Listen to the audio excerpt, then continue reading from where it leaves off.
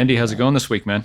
It's going. It's going. Yeah, it's been kind of a weird week where like a lot of just like life things get in the way with appointments and calls and just other things and just getting caught up on stuff. And like it's been a week where it's been like I've been busy the whole time, but I feel like I've not got a ton done. But that Yep. I don't know. It's how's your week been going? It's good.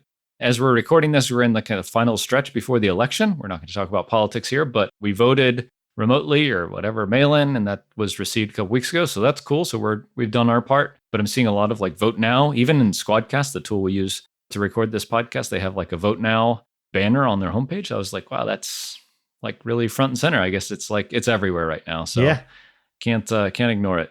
No, and I'm going to though do my best to ignore it until then, and just kind of cross my fingers and just try not to get inundated with the just massive deluge of information and ads and everything else. But yeah, even from here, I see a ton. You know, we don't read a lot of like US based news, but it's still even like on BBC and stuff. It's just everywhere. It's crazy. I would just turn the TV off for a month, I think, if I was in the States right now. yeah. Yeah. But no, I mean, but one thing I want to kind of talk about is that's fresh in my mind outside of the election to really just get that out of my head was something you and I were chatting about before we hit recording. And it was funny. It was like, I'm in the middle of migrating over to Castos and was like, hey, Craig, like I kind of just recorded a video of just like me doing this live so I could just give my thoughts of like kind of user testing stuff of just what I was running into and this and that. And we had a good talk about just kind of the ins and outs of how things work. And it was funny talking with you about it because, and like even just going through it myself, I'm just like, I know this doesn't work the way Craig wants it to. I'm like, I know when I probably bring up some of these things, I'll be able to hear like the frustration in his voice because like, yep, I know what you're talking about, this and that. And it's like, we all picking at the scab. Yeah. And it's like, I just feel like as founders, we all, especially bootstrapped, especially in these kind of like early days where you're getting traction, you have customers. So they're telling you when things don't work the right way, but there's still so much you need to do. It's like we all have these things that we want to improve in the UX and the UI, but just for one reason or another aren't able to get to it. And I just kind of think this could be a fun topic to dig into is just how you're navigating this because you're sort of close to a spot where you're going to be able to really make a big push on fixing some of these things up. So I guess can you just kind of share your perspective on how you've navigated feature development versus cleanup versus everything else? Yeah, for sure. Yeah. So I think that just in terms of like the buckets, there's like feature development, like building a brand new thing from our perspective, at least. There is cleanup stuff, which is like upgrading Laravel versions or fixing bugs. Like it's time to do this kind of stuff, which is like what we're talking about, I think, which is like, okay, it's time to update our onboarding workflow because we haven't done it in a year and a lot of stuff has changed. And that last one is I think what we're talking about, which is there are things that are not perfect. And I think that I would guess if you talk to like the Collison brothers, they would say that about Stripe even, right? It's like there's stuff that just gets them every time they log in. And, you know, first of all, you were very kind to like record a screencast and be like objective about what you see. And it's great. It's like emotionally it's hard to have too many of those conversations with people that you like know and respect because like at some level you take it personally and you try not to, of course, but you take it personally because like a lot of our identities is wrapped up in this. And I'm not saying this to try to make you feel bad, but like just like as an exercise, it is super helpful, like on a personal and like personal development perspective for me to just take the feedback and really take it and not make excuses, you know, but to say like, I really appreciate you taking the time to share how you kind of felt going through that because I think the reality is like we're all super close to what we do and like how we log in and sign up for our app makes a ton of sense because we're the ones that like, you know, at least laid out the page flow, you know, much less like coded it or whatever. But for listeners, just to be clear, my use case is like very it's sort of an edge case where it's like coming from an existing podcast, migrating hosts. I have a website that I don't want to touch too much. And it's like kind of managing all of these conflicts. And at the end of it, like I was able to sort of figure out the path forward. And having gone through several other podcast hosts, it's not as though like they've all got it figured out. I was like, no, like the only reason I did this is because all the other hosts for the most part are just like a mess. And there were just a few small things around the way that Castles has set up where I just had a few questions. And it's these types of things where it's like you can make progress and feel like you've got a pretty good like 80% solution, but then these edge cases come up and then these other things come up where it's just like it can add that little bit of friction. Yeah.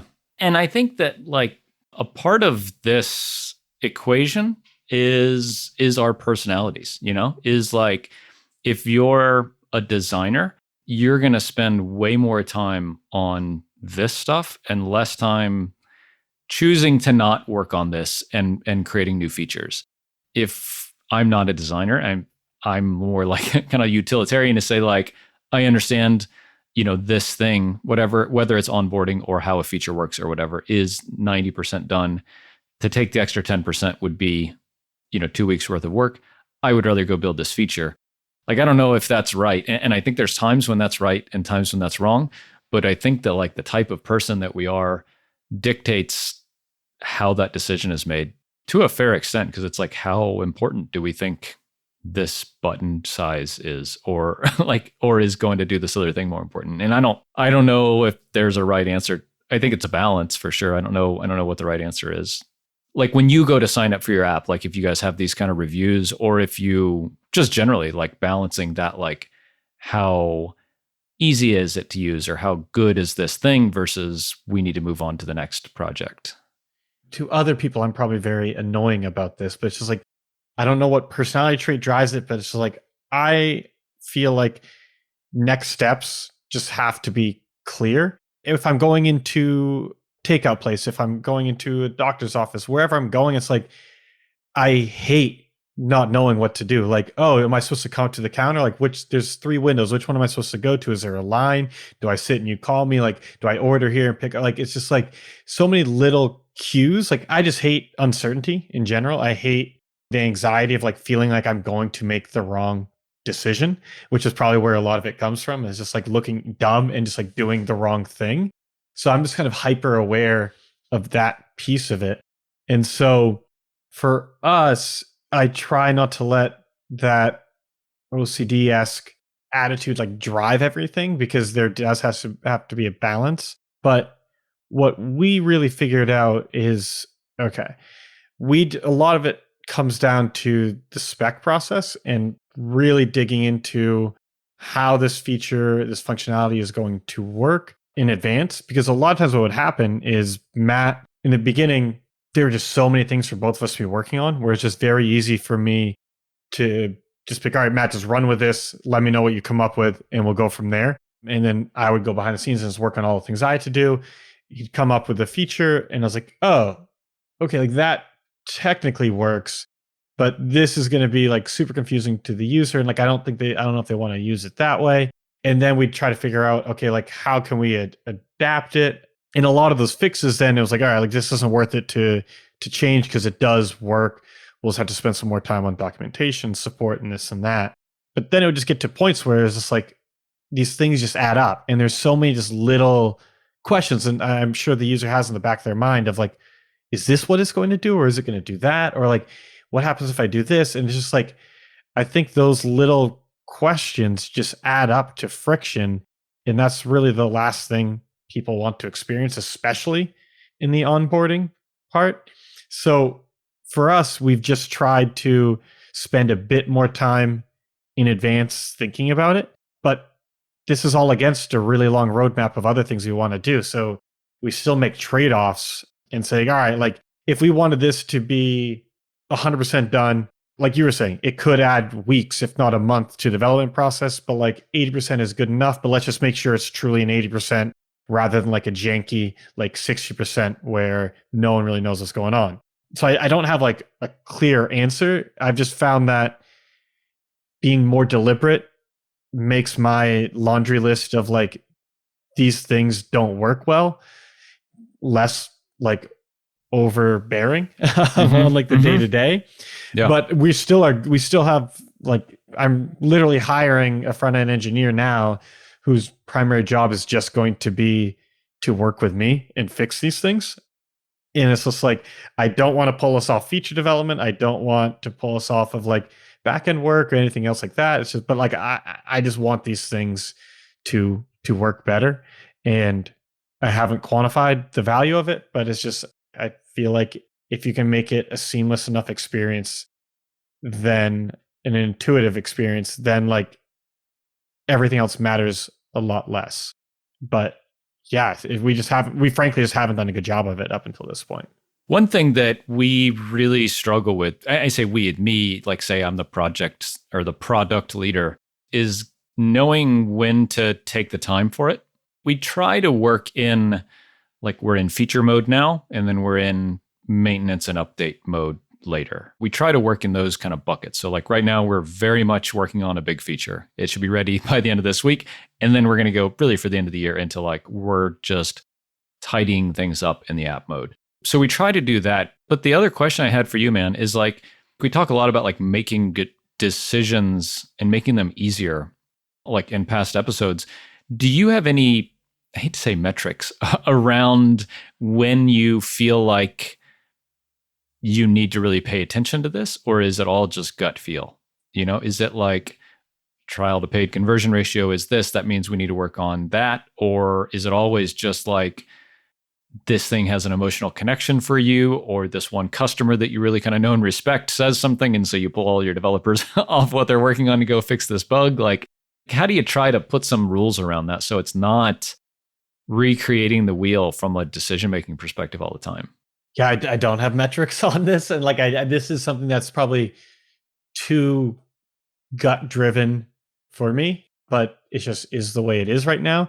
And there's a balance of it where I try not to, and getting outside of the support inbox by bringing on someone 5 days a week has helped, because there'll be times where it's just like you get a series of emails about the same exact issue, and it's like, we still fucking have this problem. And then it's like, I try not to just like throw a wrench into the gears of everything developers are working on, but like sometimes I do. Like sometimes it's just like, no, like this, we can't have some of these just like sloppy mistakes. And so there was a ton of that early on, which a lot of that was on me for just not being as disciplined about it as I could be.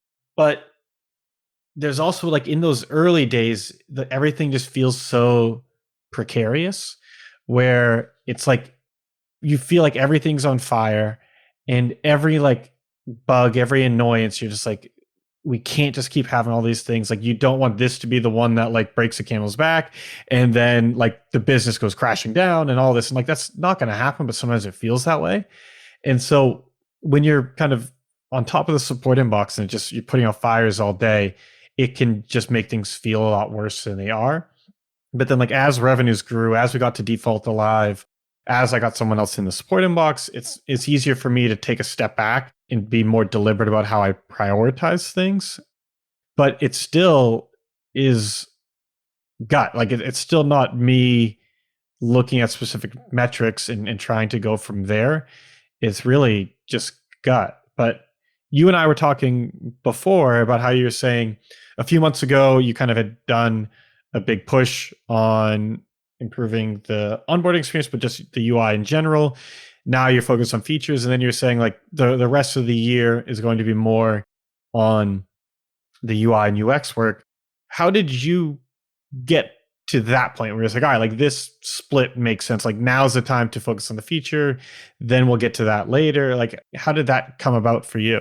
Very roughly. Like it's not intentional, I guess. Like I make it seem. Maybe like we kind of backed into it, but I like it, and our team likes the idea. It's kind of an extension of like the shape up, like 6 weeks on, 2 weeks off kind of thing, where if we really push the product forward in a really meaningful way, like we are with this big feature we'll release like maybe later this week, then like that part of it we feel like is done for now. You know, like this feature is done. Of course, there's gonna be bugs and stuff we have to fix there, but like emotionally almost, we want to take a break from like creating something new to going back and working on the stuff we already have.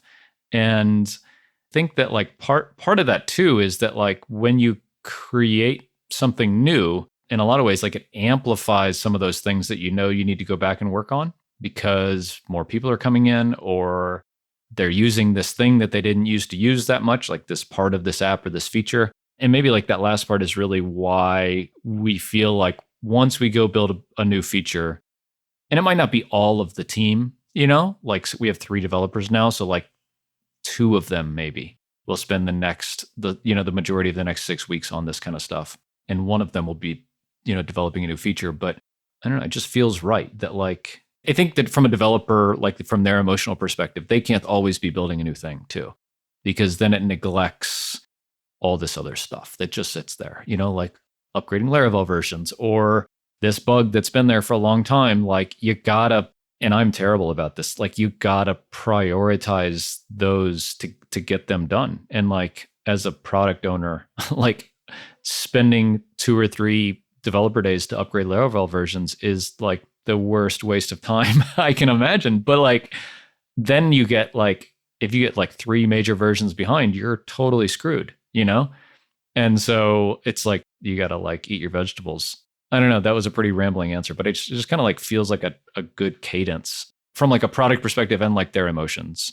Is it literally kind of 1 6-week cycle, product 1 on cleanup and that sort of thing, and it goes back and forth, or is it just no? You have enough like 3 on and 1 off or something? Okay. Like 3 really developing features and 1 to just spend on optimizing everything. Yeah.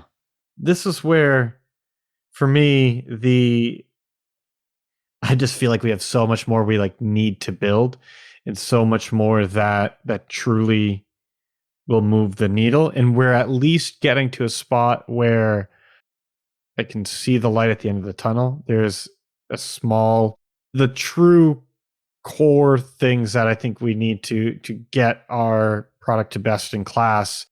There's not as nearly as much anymore. And it's like, I want us to get there soon. But as we focus on that, it's just like the list of just all these things that just bug the shit out of me. When people email about like, why is this how it works? I'm like, yeah, that is how it works. It shouldn't though. Yeah, it's like, that's not logical, but here is how it works. It's just so challenging to do that and just kind of just eat glass every day. Just be like, yeah, my baby's super ugly. Like, just please don't judge it too hard and just figure out how to work with it. It's just like, I don't know. And it's really hard for my personality to balance those two. And that's why I finally have just been like, all right, especially when also balancing that against refactoring and cleaning up things that are breaking, because those are kind of the 1-2 punch that's really killed us, in my opinion, is data issues that cause a lot of support problems and cause us to constantly pull the developers off of what they're working on to fix the issues as they come up. And that doesn't give customers a good experience. We're usually able to fix it, but it's still not a great experience, and it doesn't let our developers focus. But then at the same time, it's all those support questions that come in that I know represent frustrated customers, but more so like frustrated trial users that don't convert. And it's just, a never-ending mess of sorting through that. And so it's really nice that we're at a spot where we're able to bring in a front-end engineer to just kind of be tasked with focusing on like the superficial stuff, but it's still like the deep UX things and just the cleanup that I think makes it different. So, I mean, I'm hoping it goes well, but just for my own sanity's sake. Yeah. When I was asking about like metrics before, one of the like ways I try to make this decision of like, when is it time to go back and focus on this stuff is growth, honestly, right? Because that's like, at the end of the day, that's really all that matters. So like, you can say it's trial to paid conversion ratio, or it's churn, or whatever, or it's like the plan that people sign up for, because we kind of feature gate. So like, how well are we presenting those features in the trial or in the marketing copy? But like, and I look at like, I hate to say, like, this is terrible. Like, am I happy with our growth? Yeah. Then like, this is not our biggest problem. I know I don't hate saying that out loud, but like saying that out loud sounds terrible. But I do think that that is not a terrible way to look at it, is say like, we're growing the way I want to be growing on this trajectory. We're going to get where we want to go. This new feature will open a bunch of doors for us. And I think that that's overall better. Or we're not growing like we want, or our churn is a problem, or whatever that signals like a real product problem, then it's time to go look at this. And I don't know like how right that is, but I think that that's part of like how I look at when it's time to do this. No, I think that's smart. And I think in the back of my mind, that's what has helped me push off my like natural instinct to just be, no, that this needs, it's not like I'm not a perfectionist by any means, but when there's just a pile of imperfections just in my face every day, it's like I just want to get that out of there. But yeah, it's prioritizing, it's thinking about, okay, is churn the issue? Not is it like we always can use better churn, but like, are we growing fast enough? Because right now for us, honestly, churn is super high. I think just in our industry, it's going to be higher than average, and it's not going to be that close to like typical like B2B SaaS numbers, but it's definitely high. But we're outgrowing that, and I think we're not going to be able to do that forever. But while we can, it's like I'm going to keep doubling down on growth. But then, yeah, it's just every once in a while when we do get a break in things, and there's a few just like obvious fixes that we can make that will make a big impact on user experience, we'll kind of prioritize that.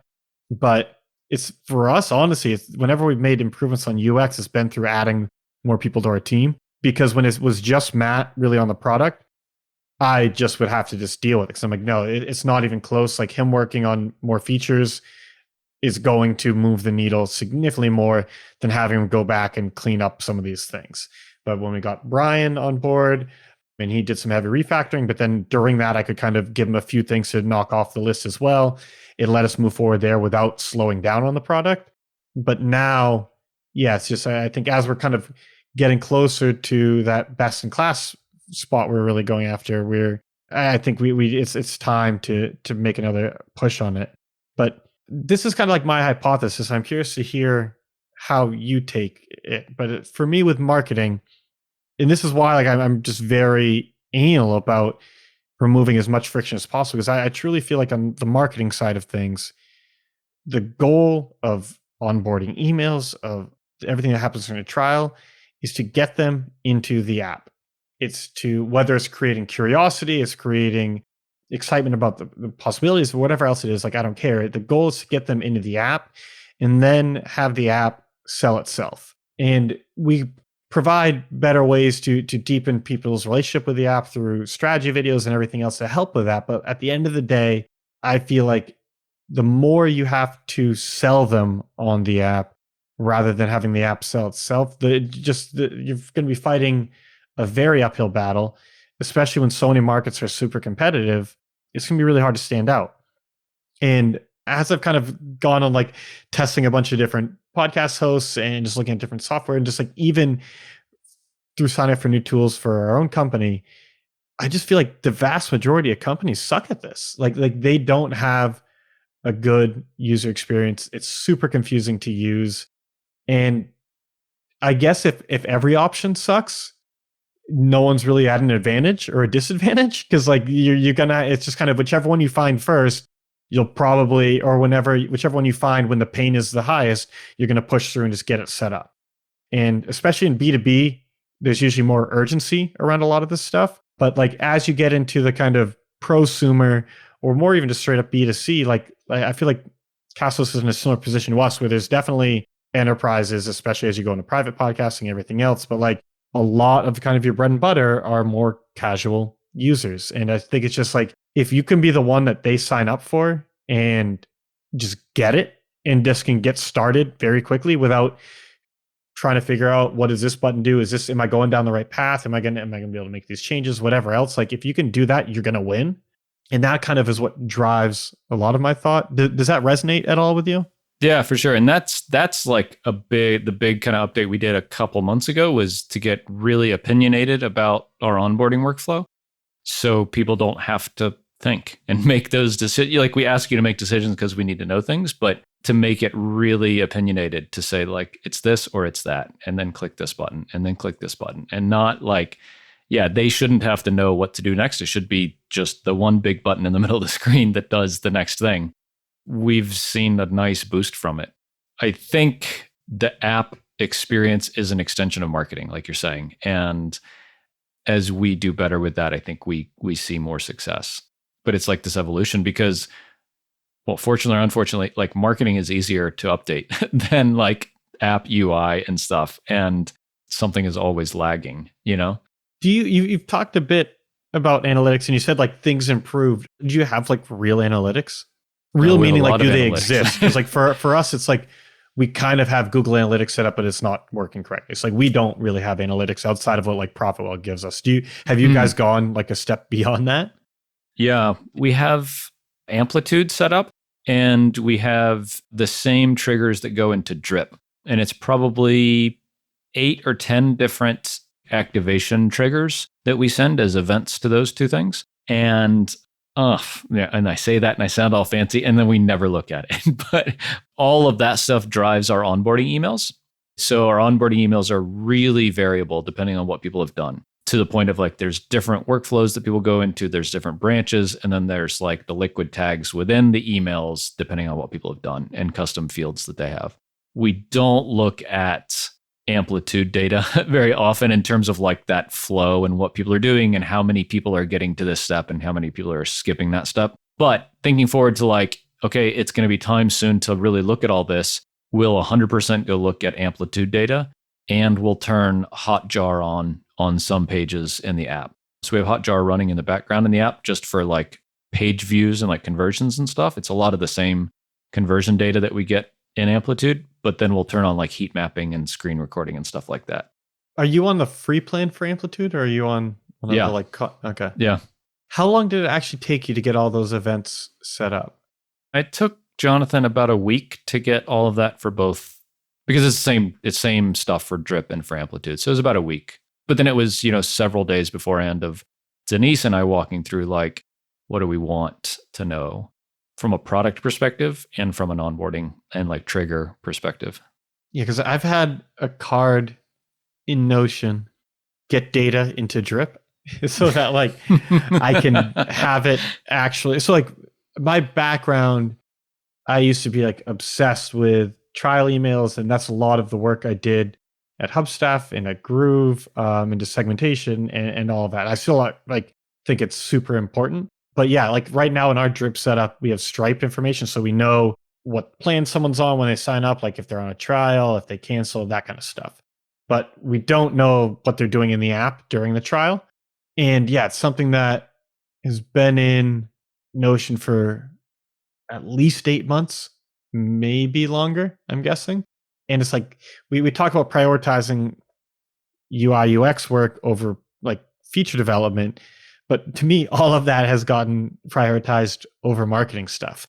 And it's only been recently, again, where I feel like we're kind of nearing we at least are closer on the roadmap. I'm just like, let's just get that done. But we've just continuously pushed it back because kind of going back to what you were saying before on growth, it's like, we're growing. I don't think me redoing the entire trial sequence, I think it'll help, but I don't necessarily know I don't think it's going to move the needle as much as some other things. That's an interesting thing to say, though, because I have this concept of like in the stock market, like there's stocks that underperform or overperform expectations, and I have times where I feel like we're underperforming like my growth expectation, even though we're certainly growing and by a lot of accounts are successful, but I do feel like even though we're growing, a lot of times I feel like we're underperforming. And so I look at some of these things, whether it's like the actual data or just like this sore thumb that is always there that like I have. And I just think like, even though we're growing, we could be doing so much better if we took care of this thing. I don't know. I guess I'm talking out of both sides of my mouth because I feel like that, but then I don't allocate the resources to address some of these things and put them somewhere else. And maybe the answer is because I feel like it's an even bigger lever that we're pulling by creating a feature. It's tough. It all goes back. I mean, we've talked a lot about prioritization because I just feel like that is, in my opinion, the most important, one of the probably the most important skill you can have, especially in an early stage startup, is figuring out what things to work on and when. And it's all just trying to be somewhat rational about what things will have the biggest impact on growth. And there's no like straightforward way of doing it. Here's one for you that I'd love to hear how you guys do it, because we're hiring our second customer support person right now. And so this is going to change like a lot of how this works. But how does your new customer support person bring that feedback to you as the product person? I mean, this is still very new. So what we've been doing, and fortunately, we were able to hire one of our customers for this role, and they're a regular user of it. So they really get it as well. And to be kind of blunt about it, I think if we were to hire someone from outside of our space, I honestly don't know how much I would listen to the feedback from the customer support person. And like that sounds bad to say, but it's just like we have lived this product for so long, and like there are so many obvious things I know we have to fix that right now I just don't see how much feedback would change our priorities. I'm sure as we get down that list, it'd be good to know sticking points and other things, but like right now we just know so many just bigger things.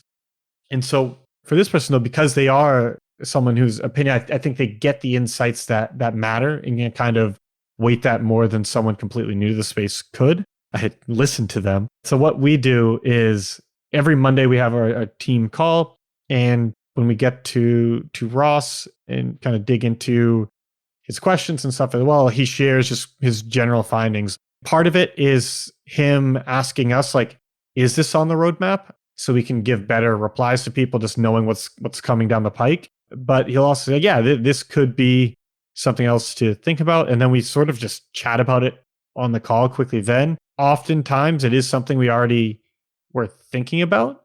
And so maybe we'll change the prioritization of that a little bit based on the conversation. A lot of times it truly is some of the smaller, those little friction things in the user experience that I wasn't thinking about as much. And then, I'll jot down a note so that when we get the new engineer on board, like that's one of the kind of quick fixes they can get in there. But yeah, it's a really informal process where I just ask, I don't even know how I think he might in Notion just keep a page or something where he like takes down notes, or maybe it's just in the back of his head. I don't know. But yeah, it's just, we ask him just kind of be aware of that stuff. And then we talk about it as a team, but it's definitely not like a formal process. How are you doing it right now?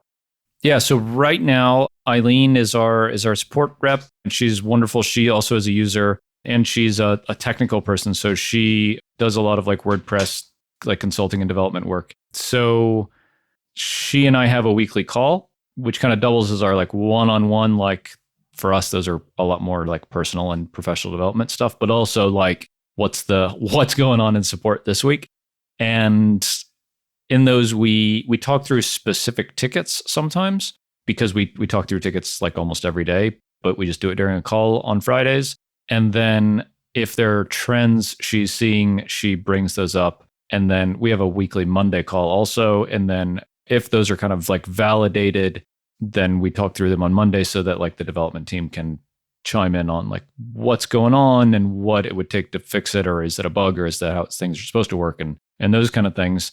So that's how we do it now. And I think like we're hiring to bring on a second support person, and I think the process will be essentially the same, with the exception that those two will have to consolidate that information into a place where we all can kind of digest it. And like we've seen this like first with development, bringing on a second developer, and then like in marketing, like with Denise and Matt, and now in support, where like when you go from one person owning a whole like quote division to two people, like you have to have some organization around it, because everything's just in your head right now. And then like that's not okay, because then the other new person that comes in feels like totally ostracized when you say, yeah, well, I just knew that, or yeah, I noted that and I'm going to talk to the team about it or Craig about it. But if it's not like in Notion or in Jira or whatever you use, it doesn't exist.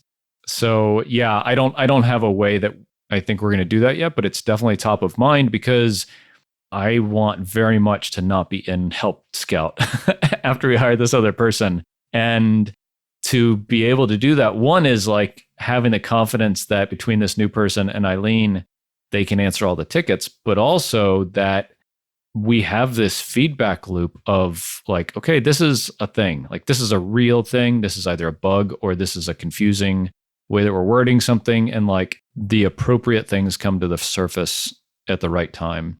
And honestly, I think this is the hardest thing for me to get is like, one, like the transfer of knowledge to support people, because I just have a ton of shit in my head and like I'm not disciplined enough to put it all in Notion. And so that's terrible because I'm not enabling those people to be successful. But then also like instilling or communicating how I make those decisions of like what I think a real bug is and what I think is like an acceptable way that our stuff just works to other people so that they can go make those decisions in my place, I think is very hard. And I'm not looking forward to it, but I know it's important.